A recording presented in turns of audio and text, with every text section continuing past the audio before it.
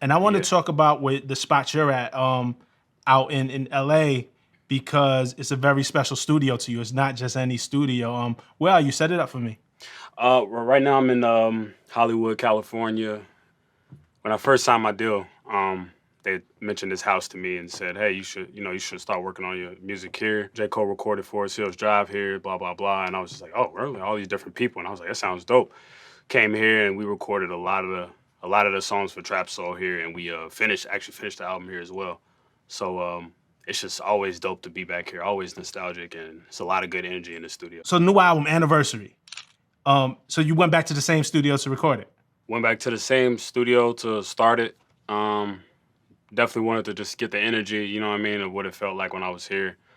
Yeah, perfect sound. This is the place. So All right, and for those watching at home, if you've seen the Inhale video, this is the same spot that we're at. If you've seen Right My Wrongs, this is the same spot, right? We're all talking about the same spot. yeah, same spot, same house, same video. And it has nothing to do with the COVID restrictions and stuff. A lot of people were trying to like figure out how to do their videos with COVID and stuff. It was more so just like I have so much history here and different versions of different stories I wanted to tell. So listen, man, Anniversary, October 2nd. I think dropping it is such a statement. Obviously being the 5-year anniversary of Trap Soul. When did you decide that you were going to use your third album as like a statement to celebrate what all brought us here in the first place? I decided it in earlier this year, January. I went back home to visit my daughter. I was only there for like 4 days. Got a call from the lawyers and was like, "Hey, we need to do a deposition." I had been working on another album for about 3 years, and ever since I finished True to Self and I finished the tour with SZA, got back home and I was like, all right, I'm gonna work on this album called Serenity. This is the album where um, I finally got a peace of mind and I can make music freely without caring about anything. You know what I mean? Or caring about people's opinions and stuff. For 3 years, man, I built up I built up the Serenity catalog and I was just making so much music for it, but I was just never really feeling it. So I was like, man, why am I not feeling the music as much?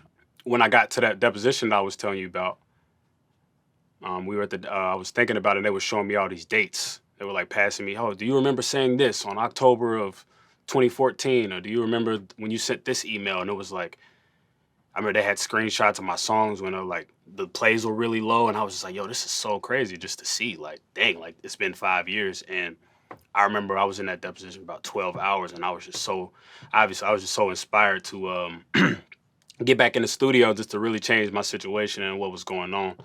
And on the way back home, I was driving, it was in Lexington. I was driving from Lexington back to Louisville. And it's crazy because on my drives from Louisville to Lexington or vice versa, like I always get inspired and have ideas.